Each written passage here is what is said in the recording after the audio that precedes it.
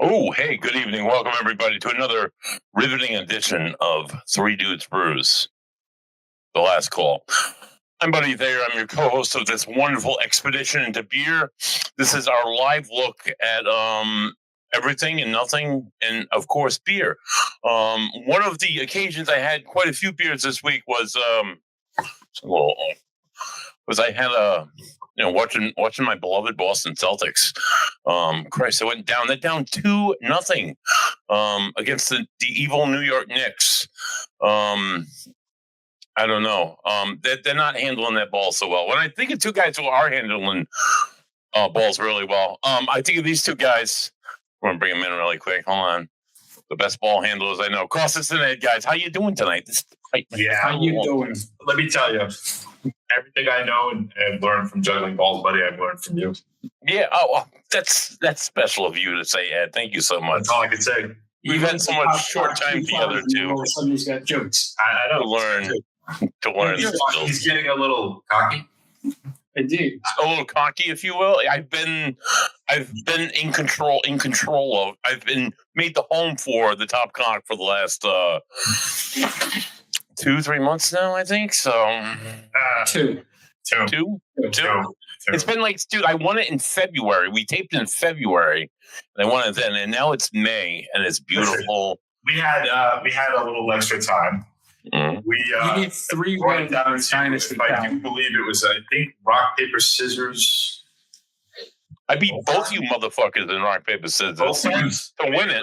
And then I schooled the shit out of you after Costas skunked at Crafted Hope. So that's a little bit of an update. Hasn't aired yet. Listen, I've got a new mission. Can we edit that part out? I'll. Costas, this is live. We can't edit shit, dude. No, mine's being skunked at Crafted Hope. So anyway, dude, you went to the brewery where we made a beer with these guys, and you just got. I'm sorry, go ahead, Costas. Go ahead. Yeah, we have a guest. Yes. Join us. Oh yeah, we have a special dudette, I guess, of the month. You could call her lady of the month. Welcome to the show, Yankee Brew news writer and beer enthusiast Heather Bryant. Welcome to the show, dear. Hi, thanks for having me. Thanks for coming on, Heather. So nice to meet you. Nice to meet you as well. Do you have any ball comments for me, or? No. I just my inappropriate comments are just for Ed and Costas because they are really good at handling the balls. When it comes to women, buddy, he's I'm not as ball busted. Put it into words here, please. So you guys know, I mean, I review beer. I've got 4 brothers. It's not. There we go. I work in a software engineering firm. I work with dudes all day, so I'm not. I'm asking. So maybe next time I will make a ball handling comment to bring you on, but this time. All right, good. All right, it's good to know. Now we know.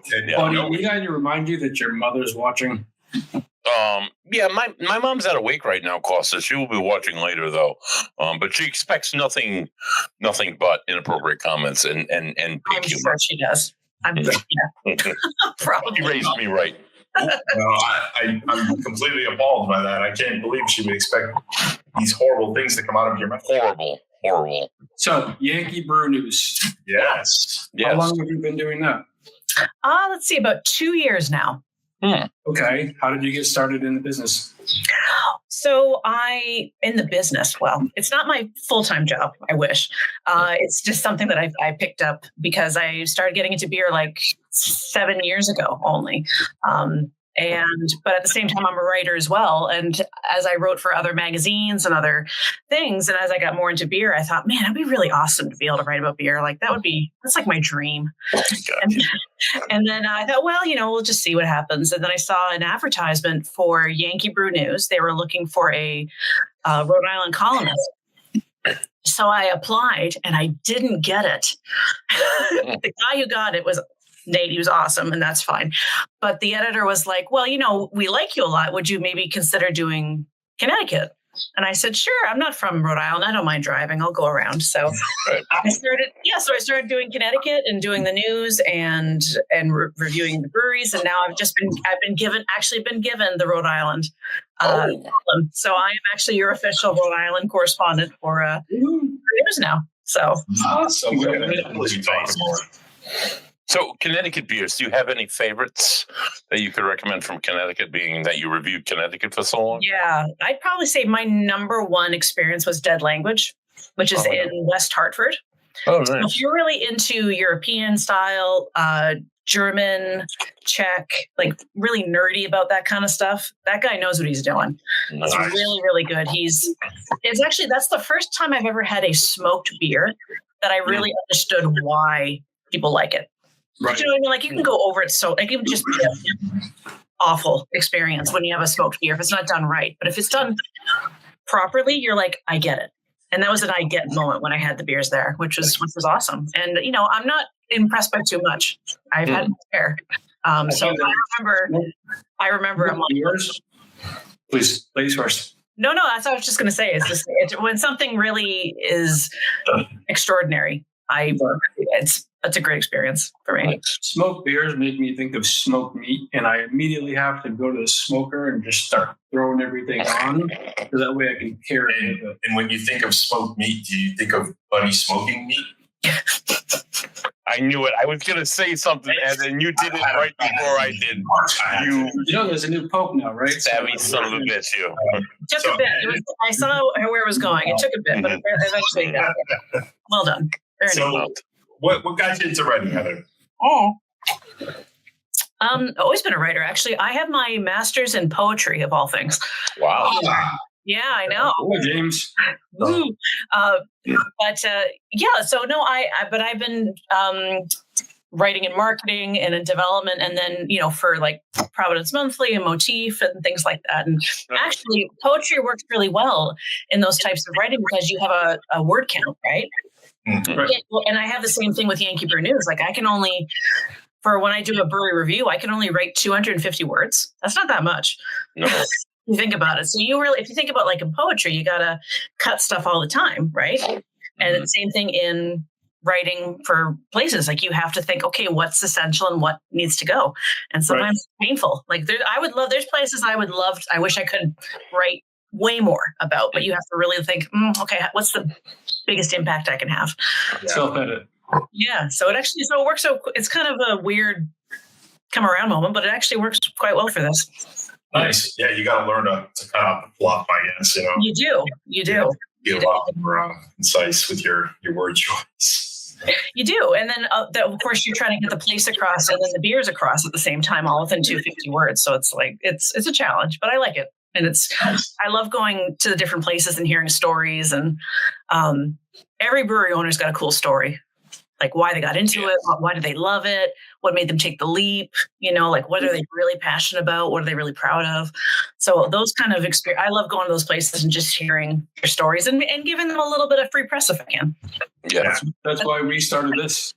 Yeah, it's because I think it started last year when we were doing the Big Lebrewski, and we were like, we love beer. Why don't we talk about it? We love the experience of going to the breweries with like meeting all the people in the craft beer community. Yeah. And everybody's so warm and inviting, and you pull up a chair. There's never any like, it's not like a bar where you're going to walk in and you're going to have. No, it's totally different. No. And I'll say actually as a woman going into these places, you might think I'd feel uncomfortable. I'm never uncomfortable in a brewery.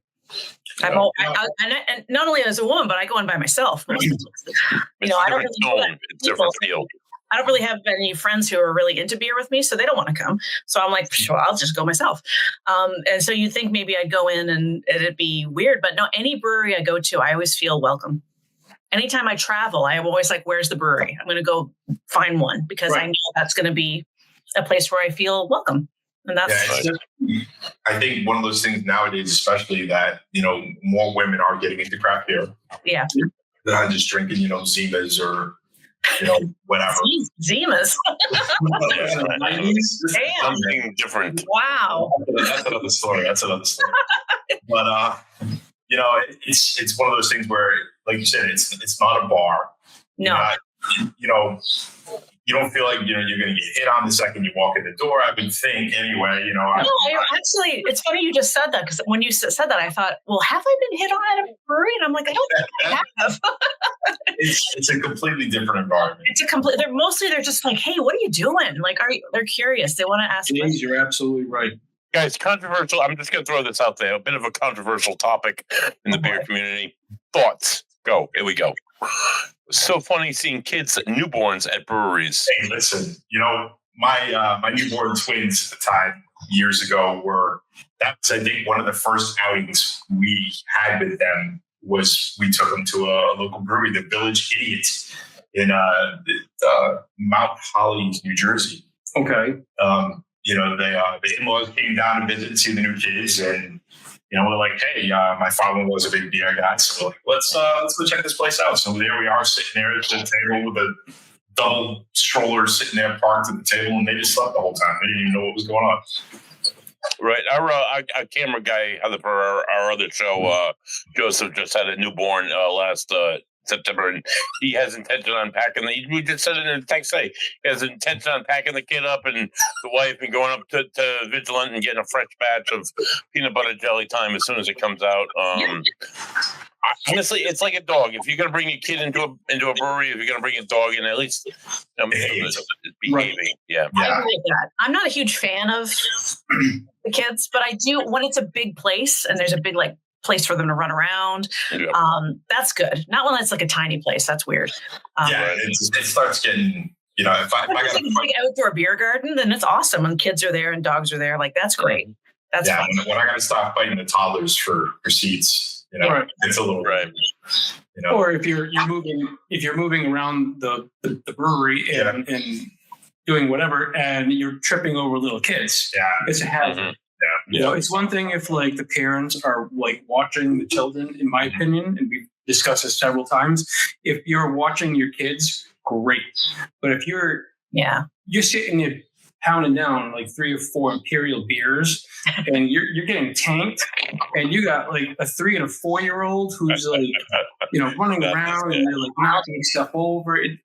No, you wouldn't bring them to the old man bar down the street. Why is it that having a beer at the old man, if you went to the local social club, you wouldn't bring your 4-year-old there and sit there and crush Bud Lights all day long, Coors Lights, be doing shots. It's a different environment, though. It's more, I think. Why is it acceptable at a brewery? They're brewed on location, more friendly, more inviting. I think it's a warmer, family kind of feel. So in a sense, you also compared it to having a dog in a brewery, right? Yeah. So how many times have we been to a brewery and, cute dog, awesome dog? Doesn't matter whether it's a teacup poodle or a Rottweiler. If it's the dog is well behaved, it's okay. Nobody's concerned. Nobody's disturbed. Nobody's bothered by that. But if you come in with 3 kids and they're acting like savages, bouncing off the walls, and you're sitting there, and we've seen that. It's the same thing with dogs. How many times have we been in places we walk in and somebody brings in a dog that's clearly aggressive and starts fighting with every single dog in the brewery? Everybody's the whole entire scene, the mood, everything changes, and now everybody's just tense because now we hate kids and dogs. Well, I have a question for you. Oh. Do you think, with regards to kids and dogs being in breweries, is that more of a recent thing? That has kind of become more of an acceptable. I'm kind of wondering where that shift happened, where all of a sudden. I think it happened when you were opening up to millennials and other 20-year-olds, 30-year-olds, stuff people of that age group. You don't want to blame it on the hippies? No, but you were trying to draw in more people, right? Which I totally understand because you got a business and you're trying to. As people age, you're trying to bring in more people, correct? Accommodate. Hopefully.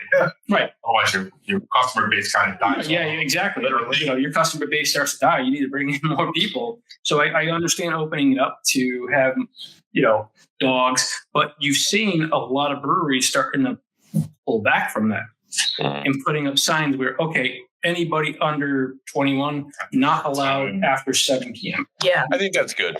I do. So sorry, no dogs per whatever rule or regulation that might be out there.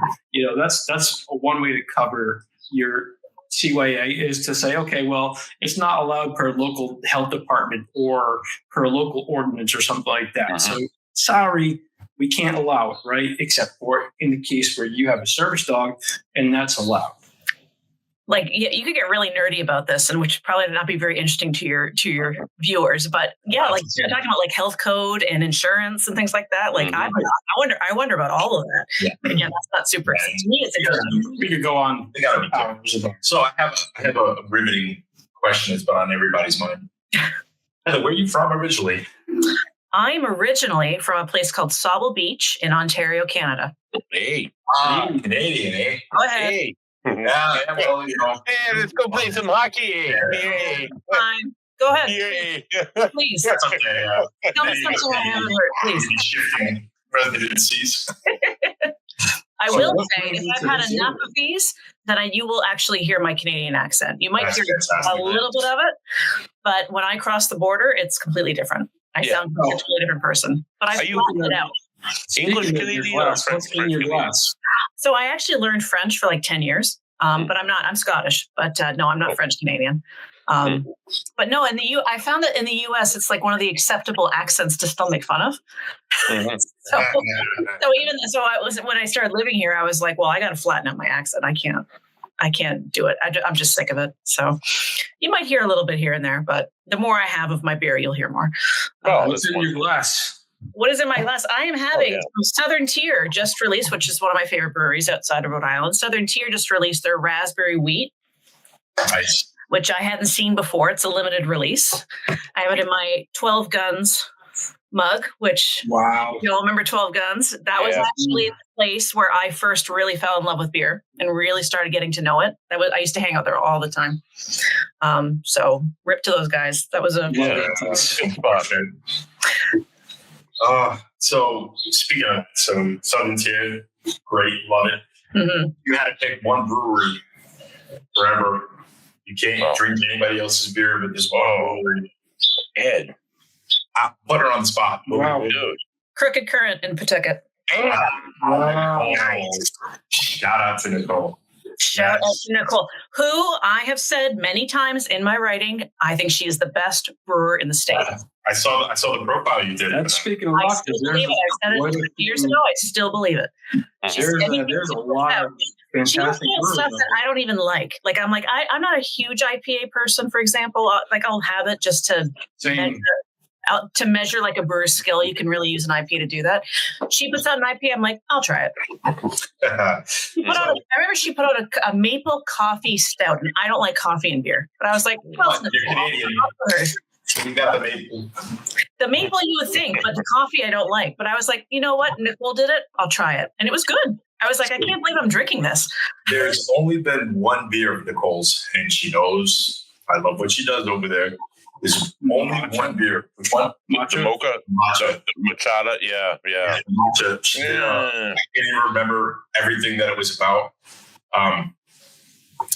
But I don't know what happened. We just got like the logo thrown up in the corner and covering your face, I think. But anyway, that matcha beer was the only one that I was like, it's not great. It's not great. I bought some of it, but. And she could see the look on my face, and I'm like, no. You know what? There's an occasional misfire with even amazing brews. That's what I find so fascinating about brewing, because it's so scientific and exacting, but it's so it can be so creative at the same time. Right. And one of the things I love, and I still want to do an article about this, is that I love instances where like you're brewing a batch and it doesn't come out right. And then you hear like, okay, so what do we do with this? How do we pivot? What do we add to it? How do we like adjust it? And then when it turns out, then it turns into something phenomenal. And they never meant it for it to be like that. Like they just had to think, okay, I got to pivot. Those stories, I love those stories. So I want to say it was Angle Tree. When we went to Angle Tree, we spoke to John there. There was a beer they were supposed to be doing that was supposed to be a black one. Yeah. And next thing you know, it didn't quite turn out the way it went brown, right? It was brown border. It was delicious. Right. I love that. Like, that's just the coolest thing in the world to me. It's so good. Disaster and say, okay, I'm going to use my knowledge. I'm going to use everything I got, and I'm just going to pivot and turn it into something completely, who knows how it's going to turn out. And then it ends up being great. Like that. I love that stuff. I think that's the coolest thing ever. Did John from Vigilance say the same thing happened there at one point? Yeah, they had Vigilant had something happen similar to that. I'm trying to remember which. I don't remember what. I'd have to go back to the tail of the tape, but yeah, they had the same happy thing. little accidents. It's like, oh, we didn't intend for that, but okay, it worked. So thank God we didn't waste the whole batch. Right. Yeah. So you guys put it out to her. I'm curious, Ed and Costas. What's that one brewery? What is that one brewery for you guys? Because I got one in the top of my mind. Crooked Current's a great one. Don't get me wrong; she does great stuff. But it's a real hard one. I mean, you take right off the bat, Crooked, nailed it. I tend to go from one to another, and I'm like getting really obsessed with one for a little while, and then I kind of move on to another one. And lately, I would say it's been Tilted Barn. Oh, look at you, Ed. Yeah, lately it's been Tilted Barn. I've been making my way through their list of offerings that I can find here. They have quite the lineup. I like. Solid. They are very solid. Yeah, it's one of my originals, one of my OGs of craft beer. Costas. See, we're both off of Middle Spring Ave, so we hit we did the Pawtucket tour this past weekend. Foolproof, Smug, Current, White Dog, all of those. So we're all like those are mainstays for us. Yeah. But for me, I would have to say Vigilant in Bristol, Rhode Island. Wow. Their pina colada. Spec Ops. The peanut butter and jelly is one of my top 3 beers, which happens to be coming out in the next couple of weeks. I think that they're looking for a Memorial Day release, and every single time that comes out, I have to pick up a case every time. Mm-hmm. So it's if it's so good that I have to spread the gospel of the peanut butter and jelly sour from Vigilant. So I would have to go with them. I don't spend enough time there. Mm-hmm. Well, because we're Rhode Islanders and we don't want to drive. This is true. But I think, I've lived here long. It's true. It's got a lot further than this. You gotta get home after too. So. Right. I have to drive all the way past Foolproof, Crooked, and Smug to get to, and I'm like, I just have to get past that. So, buddy, what's yours? All right, so I love live all day, all night. That's a good choice. Long live's always solid. Now you're throwing me up. I'm not going to go long live. I do love long live. It's a small choice, maybe a very close second. I'm going to go up to Massachusetts to go to Treehouse Brewing, and that's going to be my one and done. They have everything times 10. Why would I not want to go there? I go on special camping trips once a year. I usually have a lot of Treehouse. That's one of the few times I go there. Julius. Yeah. King Julius, Green. The Juice Machine. Just to name a few. Their Pilsen is really good. They have the barrel aged stuff. They have the heavy stouts. They have the light beers. They have a little bit of everything. You can't really. Treehouses. Yeah, right. They're so good. Only 3 is allowed, though. They have that. As big as Treehouse is, they're like $1 billion beer industry in Massachusetts. They still make beer that you can only get like 2 at a time per person, and that's kind of special to me. So, that's my. That's cool. I haven't been there in a while. I'll have to. It's a good spot. I'm always making a list of new places to go to. So the one in Sandwich is really nice down by the beach. Oh, nice. Yeah, that's really cool. Heather, I have a question for you. Yeah. How do you feel about ciders and seltzers? Oh boy, here we go. I'm not a real cider person. Seltzers for a very specific purposes, like if I'm at a concert, like basically if I'm looking to enjoy myself, something kind of light in the summer, I guess. Mm-hmm. Not my first choice. Okay. All right. Are you asking her because she's a woman, Costas? I'm asking because she's an author and she works for Yankee Brew News, right? So it's brew. So we've said this before. It's a brew. Cider is a brew. Wine is. It's not. I mean, all fermentation. So you cannot take a $1 billion industry and poo on it and push it. Or maybe cider's a brew, but the seltzer, dude, it's not. It's soda water and flavor. No, but I would argue that all the breweries are starting to hop on making their own because they're starting to diversify. So whether or not I don't know if it has the same gravitas as beer, but it's definitely a presence everywhere. So it's soda brewing. It is a presence. For somebody like my wife who doesn't drink beer, exactly. Having seltzers and ciders in anything that's non-beer at a brewery will help to bring her in. So that way I can say, okay, Vigilant has these fantastic seltzers, or, this brewery happens to have ciders as well. Yeah. There's something for her as well as for me. Yeah. I'm a home brewer, so I'll brew across the entire spectrum from beer, wine, cider, mead, whatever. And, she likes certain things, but she doesn't like beer. It gives that like unpleasant yeasty taste of like, you're reminded of like the crappy beer that your father, your grandfather used to drink. Yeah, right. You know what I mean? So, it smells like beer. It tastes like beer. I don't want to drink it. But we go to certain breweries, Vigilant, for instance, and we have their sours or anything like that. And she's like, I'm all in. So get that beer out of here. It just depends, because I think a lot of people, when they think of beer, they are thinking of like their dad's beer or their granddad's beer. Right. It's like, although arguably you could say that there is a big trend right now about beer that tastes like beer, that everybody's kind of like going back to some of these like very classics and things. Yeah, lagers, right? And lagers is big. Lagers is big. See a lot of pilsners, a lot of Kolsch, which is very surprising. Kolsch is everywhere. Yeah, it is. That's the nice thing about going to these places is that you can say, well, I know you're not really into beer, but maybe just try this or just try this. And that's how you start realizing, there's actually a lot more to this than brewery beers. My wife loves lambic, a really good lambic, a fruit-based beer or whatever, will draw people in. I like what I'm having right now. Like I like a nice wheat ale in the summer. Oh, wheat. This is fruit, like that's great in the summer. I used to be obsessed with UFO's Georgia Peach. Oh yeah, that's good. Oh my god, that was my favorite. And that's what I mean. Like, and that's a nice intro as well for people who are, because it's still light enough, but it's got a little bit of that fruit, and it's mostly anytime anybody asks me like, oh, what should I get? I'm always thinking on the lighter side because they don't want the hoppy stuff. They don't. Well, you don't want to scare them off either. Well, that's what I mean. So it's like, okay, well, a good wheat ale can be a really good intro. Some double IPA with a lot of funk behind it. Yeah. I love wheat beer. I had about 7 Wachusett blueberries the other night at dinner. And it's so smooth, so easy to drink. Such that blueberry in the back of it. I've been trying to talk to these guys about going up to Wachusett Brewery up in it's up in Mass somewhere, and they have so many great wheat beers on draft that you don't see, like at the liquor stores or the packy, if you will.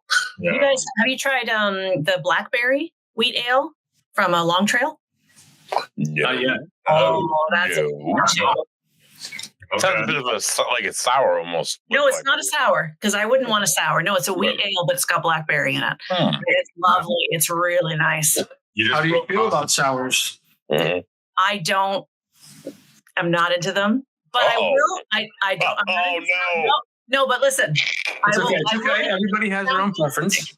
No, but if it sounds, I want a sour that is done well and that it's interesting. I find a lot of sours, much like I find a lot of IPAs, really basic. Like it's just like whatever. So if you do something interesting, or if you do it really well, then I'm into it. But it's not what the style that I'm going to gravitate to. If I'm looking at a choice, I'll never do sours. So I want to go to that place that's like all sours up in Massachusetts. I haven't been yet. I forget what that one's called. Oh, right. He knows what you're talking about. Yes, I can't remember the name. Yeah. It's in a triangle. We were talking about with the maker. Yeah. It's fascinating to me. I'm like, you guys are just doing sours? That is crazy. Like that is kind of crazy. I mean, right? You better be doing them well. You have to. Yeah, because that's all you're doing. That's what I mean. I think that's fascinating. So now I really should go. I was going to say, so one of the articles that I did for Yankee Brew News actually was the argument asking the community as to whether or not you have to have an IPA on tap to succeed in New England. Oh boy. Yes. Well, I think that's been a question on our show many times. And there was a lot of like it really interesting, but it's, you know, if you think about it, like it's kind of risky to not have an IPA. Right. It's really risky to not have an IPA. Right. But you can't not have a New England or a double IPA. Not these days. Combination. Right. But I think that's fascinating. But then again, if you have a place that does things really well, you can get away with it. So if you're really in style, you can get away with it. So it was an awesome discussion everybody had lots of opinions about it. And so a place like that, like immediately that's, or like when I mentioned Dead Language, like they do straight up German Czech, like that's what they love.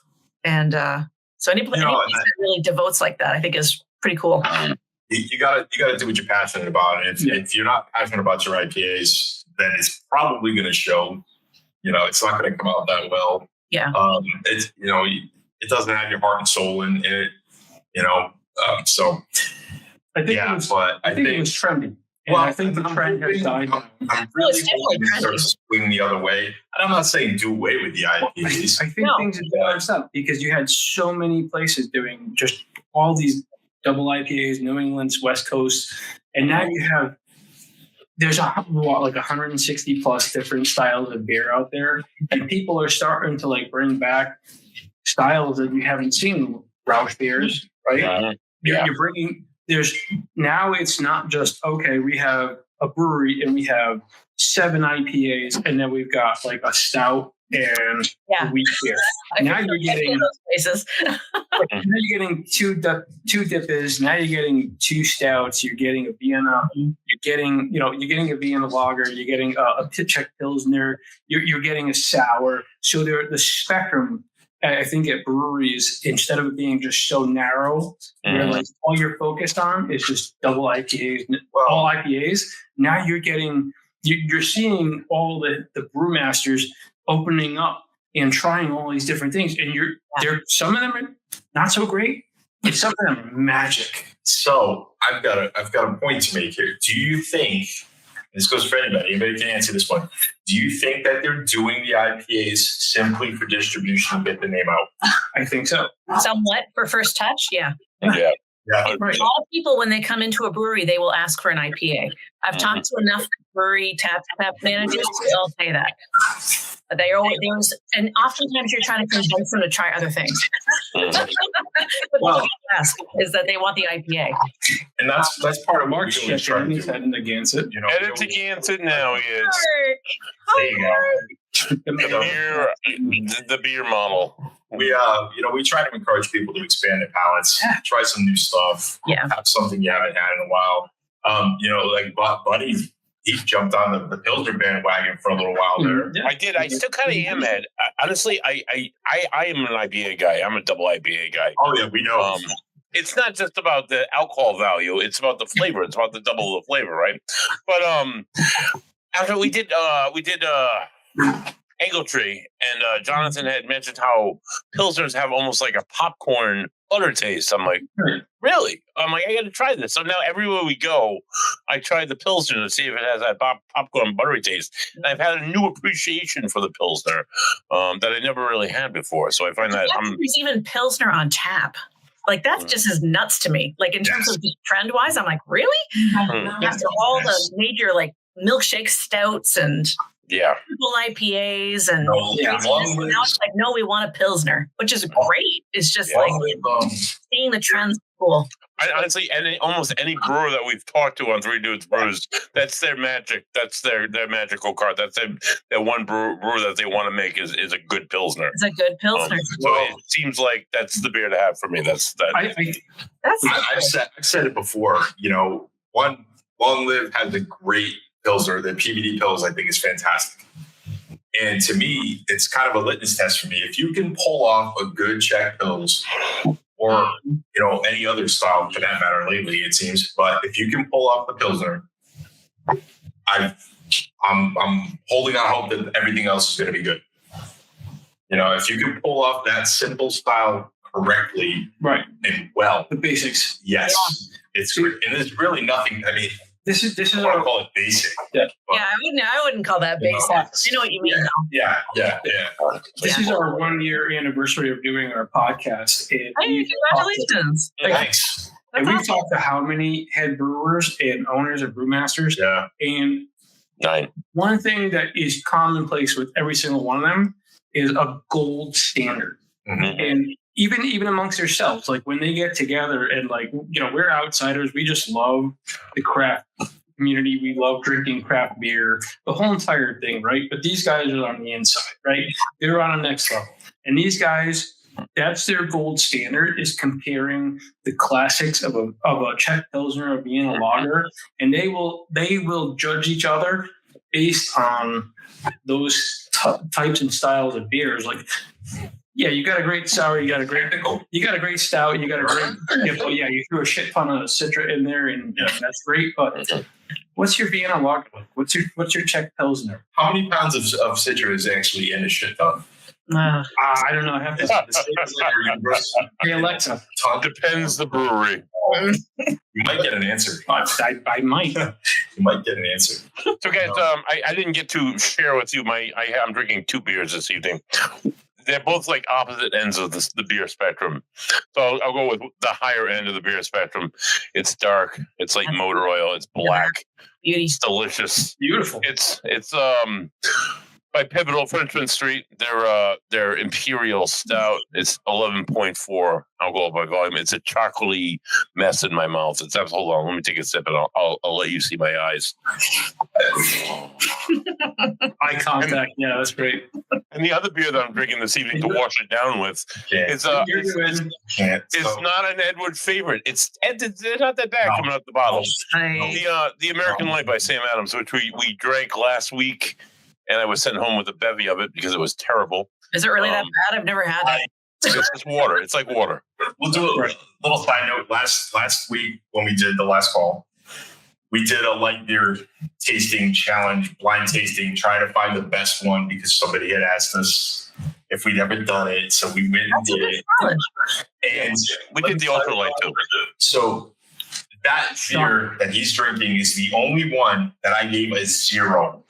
Really? I gave it a 0, and I love Sam Adams. Love Sam Adams. That beer needs to never see the light of day again. Wow. Dude, my Atlantic Lager from Narragansett, that's has been my summer go-to, and I rated it a 1. Right. And I was just like, bored. I was shocked. But then again, compared to everything else that we had in front of us, drinking Natty Light is still like drinking clean fucking water, dude. I used to like Sam Adams Light. Their old one, that thing just needs to be buried out there with all those ET cartridges out there in the desert somewhere. Right. Please, guys, hide the recipe. Don't ever let them find it again to make more. So what do you got? What's happening? Pollo Picante. Oh, very nice. Spicy mango. Spicy mango. And it is absolutely fantastic. I love this. This is one of my favorite beers. What's the style? I don't know. Fireball in your chest. It is definitely delicious. It is a sour. I was going to say, not a sour. It's a sour. It is a sour. It is a sour. Okay. It is, You get more of the heat in the mango than you do sour. I'm not a spicy kind of guy. No, he's not. But that is absolutely delicious. It tastes like fresh mango and There's a lot of jalapeno. I don't like it at all. It's great. But another skill thing with brewing that I love as well is when you're using spiciness and if you can use it properly. Yes. It's not just smack you in the face.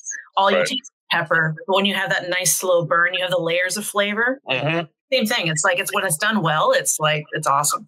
But it can be so many times as bad.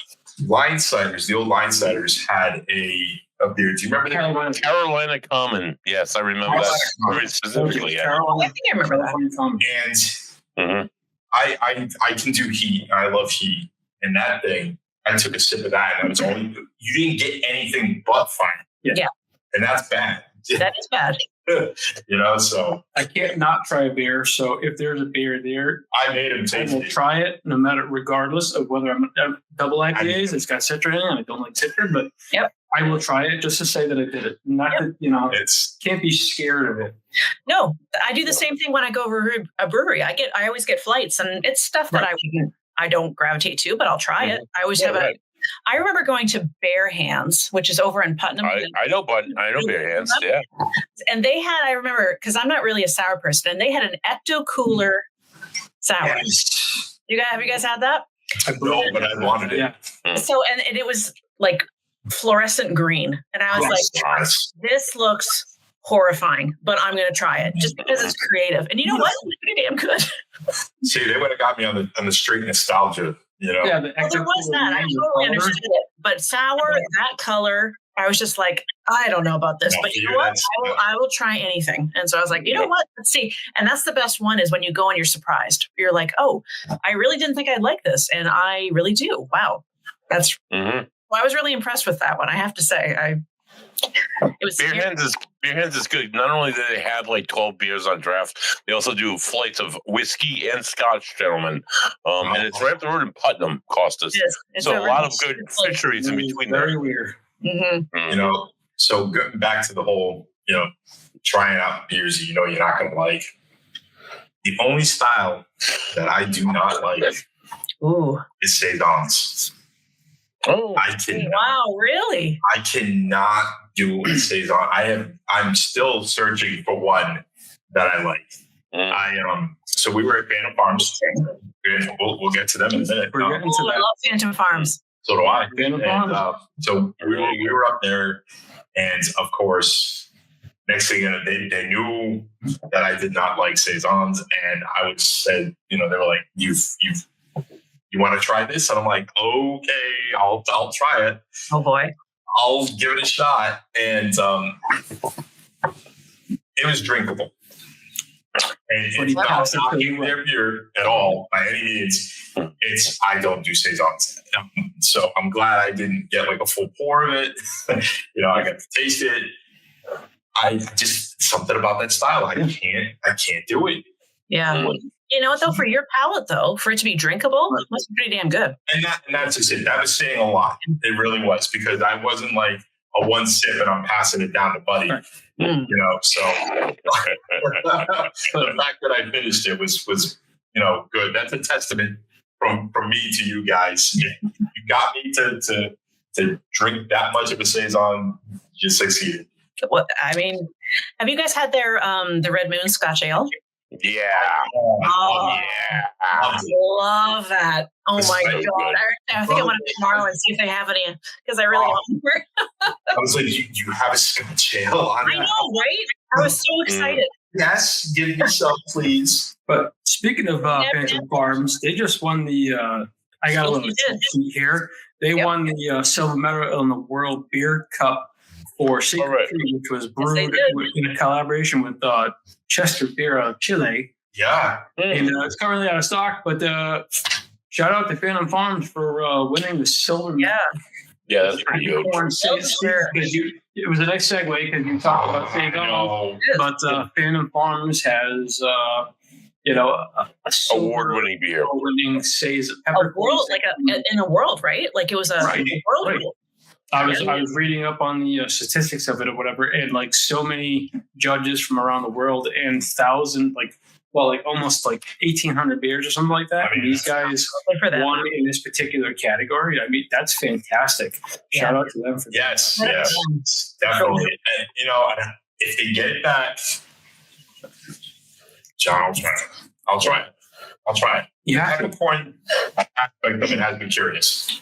That's not Pollo Picante. This is no longer Pollo Picante, folks. What do you got now, Ed? What is that? That looks like a Pils. That doesn't look like what you had before. Yeah. No, that stuff looks like orange juice. I love it. So this is an IPA.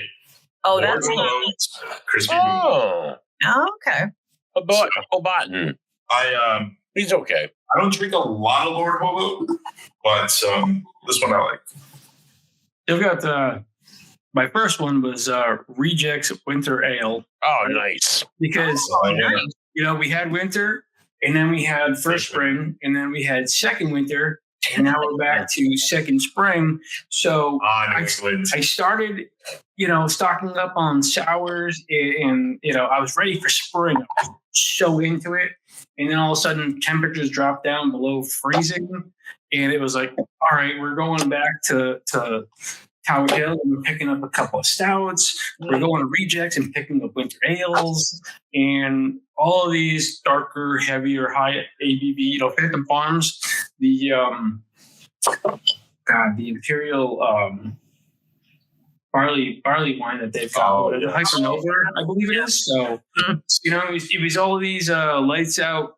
Let's just hibernate until spring comes around, and now spring is.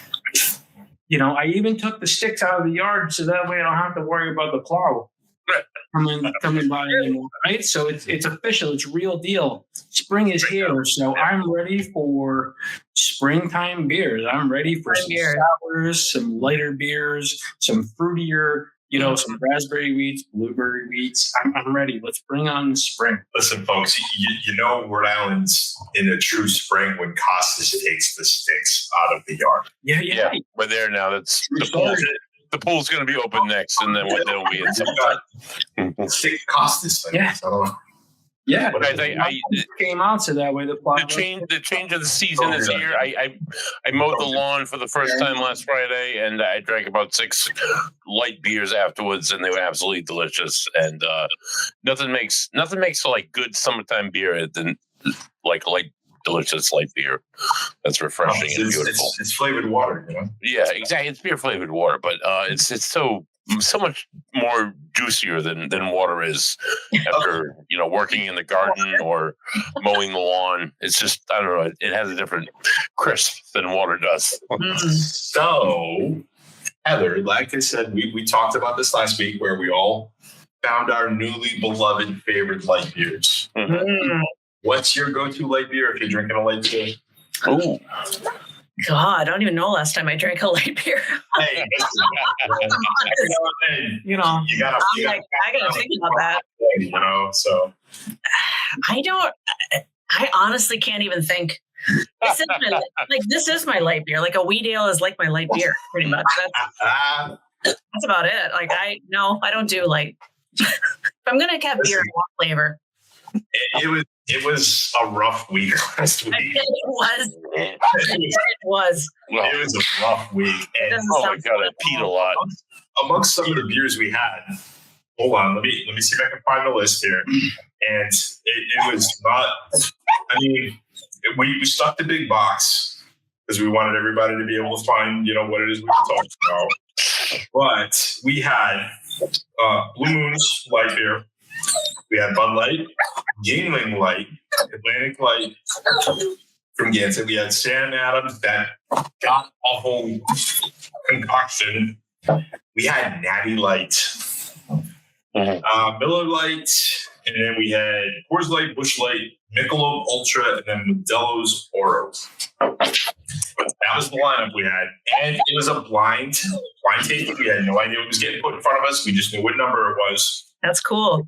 And I thought the Natty Light was the 0. Yeah. And we had Costas, his wife, helping us out, and she was shaking her head laughing because she's like, I can't wait to tell this son of a bitch what he actually and shame on you, Sam. But Blue Moon's light beer. Oh, that was really good. It tastes really close to that. Again, a wheat beer. When you did that list, I was like, oh, I think I've had a Blue Moon Light and I've had a Yingling. Yeah. I think those, and were okay. They're all right. Yeah, the Yingling and the Blue Moon scored highest for us as far as like taste goes, but see? What I'm talking about. Yeah, exactly. And hi, BB. Hi, baby. Want a sour? But yeah, no. So it was somebody said, all right, we asked everybody, so what do you want to see us do? And they said, all right, do a light beer challenge.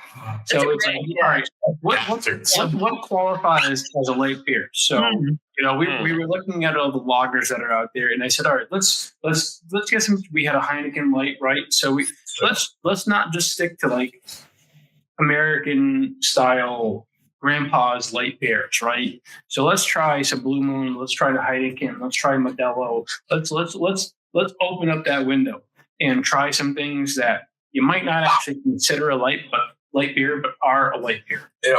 Defined by the calorie content, in the ABV on that. So, a light beer doesn't have to taste like shit. It right? It shouldn't, no. Ideally, it shouldn't, but what's that? I said ideally it shouldn't, but right. But the Blue Moon and the Yingling have proved that a light beer doesn't have to taste. No. Yeah.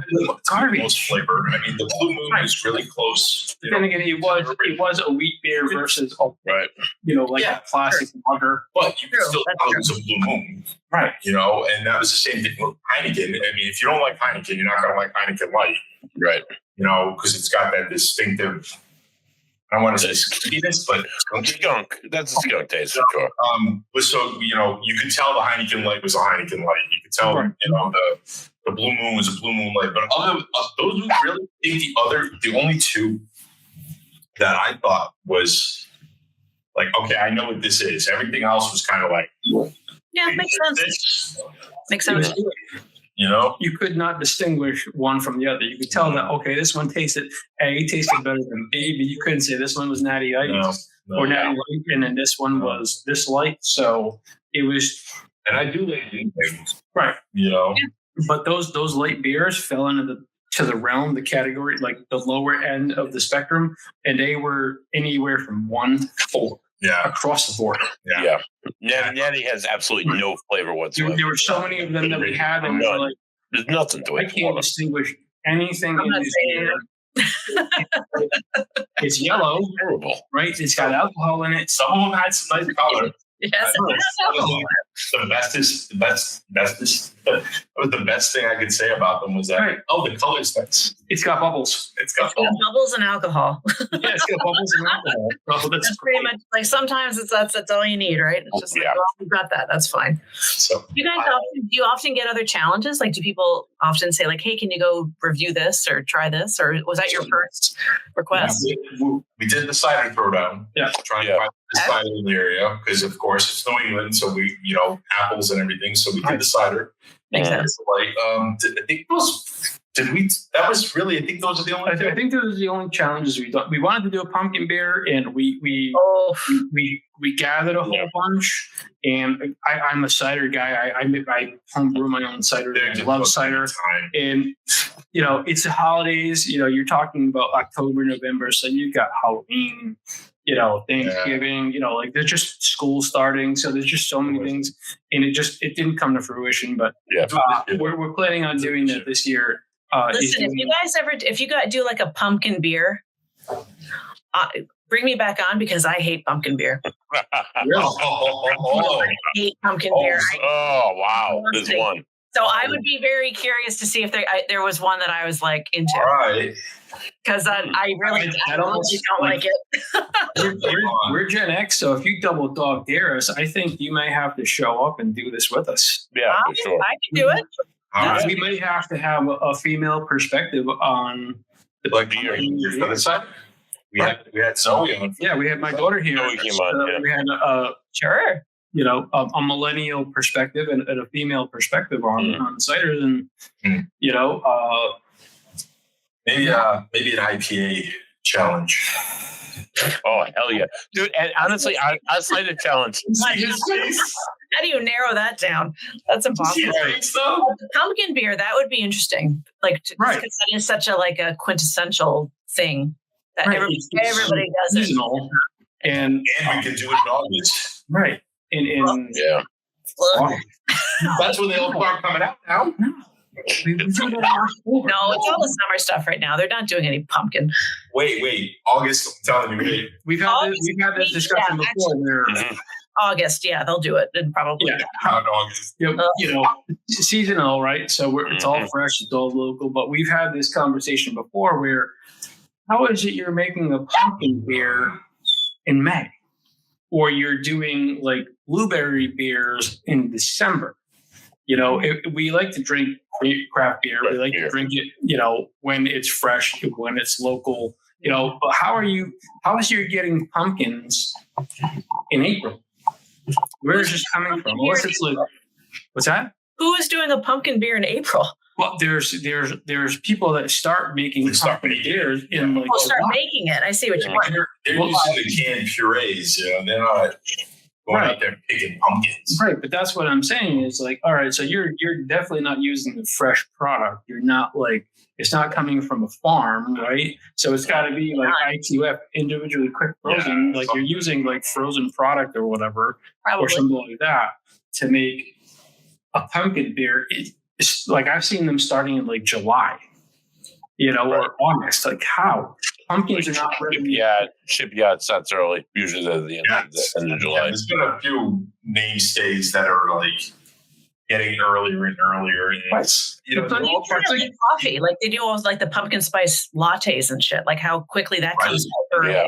Like this is not what I want. Right. Every year it starts like 2 weeks early. And that's just like everybody wants to get ahead of everybody else. And you want to be the first one on the block to have it. They're trying to went from November to October to September to August, and now we got Christmas in July. Yeah. It sells though. That's probably it. Like they probably do. It probably sells. So they're like, well, if we start earlier, we make more. We make more money.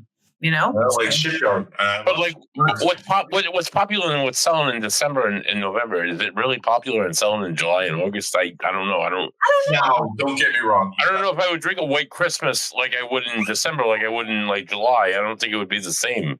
I would drink it because I'd be afraid to be out of date more than I would. Yeah, which we've had happen. Well, I had a Sam Adams summer that was like a year old. Oh, I was like, why? Why am I getting this a year later? Now it's the same beer, dude. Yeah. I'm looking at the Best Buy and I'm like, oh hell no, you got to be kidding me. But now, what I was going to say though, buddy, was that you're going to get those fanatics, those pumpkin spice latte for life people, right? That are going to be. I don't care what time of year it is, bring it, and they're going to drink it. I'm surprised Shipyard hasn't turned it into a year-round offering. It's popular for Shipyard. It's one of their biggest beers. That's what I'm saying. Well, from a marketing perspective, the exclusivity of it, that it's seasonal. Right. Yeah. It's the scarcity. Yes. Scarcity complex or whatever. Now and buy it. They got to get it now because who knows how long they're going to have it. So it's basically their Black Friday. Pretty much, yeah. That's when they're getting out of the red, folks. I'm sorry, I can't stand it. I like Shipyard's pumpkin. I do like it. Yeah. Right. Listen, And then when people put it with like a sugar and cinnamon rim, like, ever seen that? I'm like, that is an atrocity. Don't. My wife is not a beer drinker at all. Does she like a pumpkin beer with the cinnamon sugar rim? We were in Salem. They used to have Salem Beer Works up in Salem, Mass. Yes, that's a good beer. That's good. Yeah, we would go up there for before Halloween and everything. Mm-hmm. Excuse me, but we would go up there, and we were in Salem Beer Works one day, and then next thing you know, she's like, try that. And I'm like, oh my God, I think hell just froze over. Mm-hmm. So she takes a sip, and then she takes another sip, and then she drinks like half my beer. And I'm like, do I need to get another? Yeah. Like, what's going on? So everybody's got their own preference. Right. That's how we talk about it all the time. Well, when we went to Angletree, they had a creme brulee beer there, and when you had the caramel and the turbinado sugar on the rim, it took it from a 9 to a 10. Yeah. So it did add a little bit to it. I get that. You're basically just eating sugar on top of sugar. I'm a sugarholic. I'm not going to lie, but it definitely like adds something sometimes to it. Like sometimes having spiking on the rims, like an apple. Sometimes it has a function though too, because it will activate different taste receptors on the tongue and stuff like that. So if you have like a cider and you put caramel and brown sugar on the rim, that should accentuate that cider, right? So how many times have you seen like with a spice? Like I think if you took your pollo picante and you did a lime rim with that tagine juice on there. There you go, Ed. That's a good rim job you could go for, dude. There might boom. You think I may have? And it comes full circle. Yeah. So we're getting close to, I think we just hit the hour mark. We just hit that hour mark, Ed. We did. Heather, thank you. I know it was supposed to be a quick little thing, I think, but thank you for hanging in there. No, of course. It was great it's awesome to talk to people who really love beer because I don't really get that many opportunities. So it's nice to really nerd out and not feel stupid. So, so I want to ask you though, before we do let you go and we start wrapping everything up here. So what do you have in the works right now with your writing? What do we got going on? Is there anything coming that in Yankee Brew you can tell us about? Well, I think the next issue should be coming out very soon. So I'm still doing the Rhode Island and Connecticut. I do their profiles. I do the news. I do the occasional feature article. I also write women in beer. So I'm always looking for women who are involved in the beer industry to talk to. So anybody ever has a suggestion, come find me because it's not always easy to find. So I'm always looking for suggestions, and I've had some awesome conversations. But yeah, and for Crooked Card. Yeah. Well, that was my first. When they gave me the Woman in Beer column, I'm like, well, I'm writing about Nicole. Yeah, because I'm a super fan. Yeah, smallest brewery in the state of Rhode Island, and again, like we've said, she's got the highest flavors, reviews and ratings or whatever. So, and she's got the smartest business model and just everything. I always think and again, I know we're over the hour mark, and I'm always raving about Nicole, but I love the fact that she takes things at Christmas that should be atrocities. They should be sugar bomb, like the eggnog. Like eggnog stout or a gingerbread brown ale. What was the other? Fruitcake? That was one she got. You're like, oh, that just sounds like a sugar from hell. And they're good. They're not only good, they're subtle. Yes. They're subtle. You can taste the layers and it's not over. You're like, how do you do that? So I just think she's phenomenal. But yeah, that's what I'm just going to keep doing is touring around and meeting people, and I'm always up for recommendations. So Nicole was our first show ever that we ever did, and she was not only like our first guest, but I say it all. She's went into the creativity of the show and the dynamics of how our show operated. So it's just, I mean, she's a great brewer. She's a great lady, and she is. Yeah, she's awesome. Fantastic. That's the great thing about Rhode Island. I always say that whenever I travel, the amount of talent that's in this state is pretty astounding. It's huge. You start going to other states and you're like, wow, you guys kind of suck. Or it's a little harder to find really good stuff. Whereas here, I feel like there's multiple places you can find something really interesting going on. So it's a cool place. I'm really glad I get to cover it.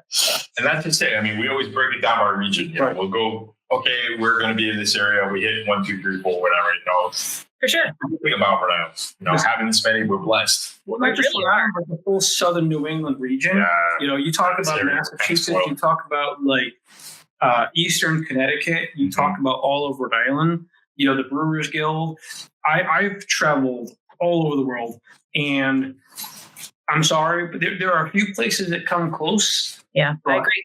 This area here, Pacific Northwest, I think, would be the next. Pacific Northwest, best area. Virginia, Maryland area. There's a lot of great places down there. You have some fantastic places in Texas and California. So some in Florida, or whatever. But as far as per capita,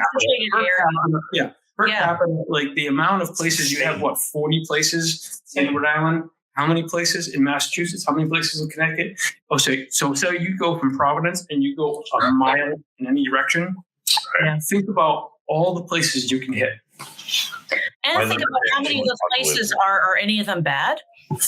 No. I mean, really, I would never name anybody, but I have to really think if there's any place that I'm like, oh. No. There are certain places where you might, number 1 versus number 2. Yeah, but I can't think of any never again.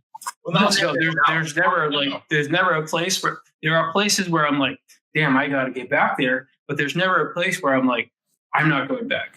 But isn't that crazy? I don't think that's the norm. No, we're really lucky. We're really fortunate to have that. I think there may be a place where we go where I'm like, okay, I usually like these 1 or 2. But even then, that's stretching it. I really don't think there's been any place we've gone to where I've said, "Oh, I don't want to try that," or "I want to try this," or "I love that," and or like you said, there's never been a place. And there's always a style available that you may like and I may not, but then there's a style that I'm going to like and you may not. Yeah. So there's always something for everyone. Right. So I love saisons. I love wheat beers. I love sours. I don't like dippers. IPAs in general, right? But you and Buddy are going to be like, Buddy's going to like double IPAs, single IPA, New England, the West Coast, whatever. And you're going to like Czech Pilsners. You're going to like Vienna Lager, like everything. Right? So, yeah, exactly. But so every place has something for everybody. It's a broad spectrum. Yeah. And you can find that at every single brewery. Yeah. No matter where you go, there's something for everyone. Mm-hmm. And you go to some places and you don't find them. Well, on that note, Heather, I want to thank you so much. Thank you guys, man. This is awesome. For being here with us tonight and spending this time. It was great having you on. It's always great, when you find women in craft beer. Yes.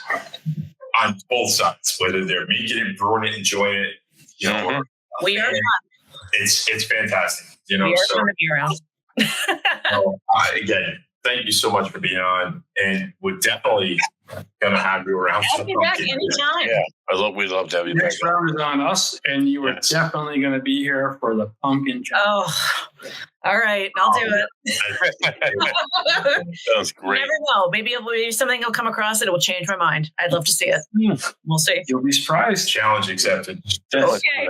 Double dog dare you. All right. Oh boy. Ed, before we wrap up, any idea what episode 9? We're gonna crack episode 9. Yes. So crafted oak. It's been a little crazy on my end. So we're gonna get episode 9. Is it 9? 9? 9. 9. Okay, enough of that. We're gonna get that out here soon. Probably be able to. I don't think it's gonna. Well, maybe tomorrow. I don't know. It might make it out this weekend. What do you do tomorrow? A lot. It might make it out this weekend. It may be next week, but it won't be. It won't be any later than next week. So it'll be out next week. I promise. And we're filming our next episode, gentlemen. From Three Ravens in Connecticut. Yes. Triple Raven. Yeah. Yeah. I just reviewed them. Spoiler alert. Well, no, we can tell them where we're at. Tell them where we're gonna go. Okay. Mark Ambrose sent them our way, and he's like, "Hey, buddy, these guys want to do a beer show." Yeah, and I mean, by all means, if there's anybody, Heather, that that could benefit from a little more advertising or free publicity or whatever, we've got 3 places on the beer talk.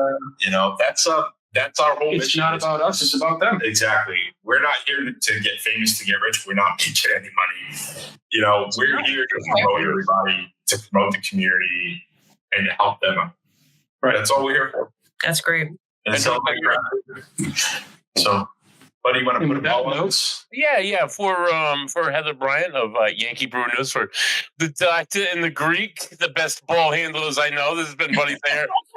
His last call. Tune in Tuesday for the Go and the Ghost, and of course next week. 2 weeks from now. As for the last. I'm calling your mother. I'm calling your mother. Cheers. Cheers, guys. Have a good week.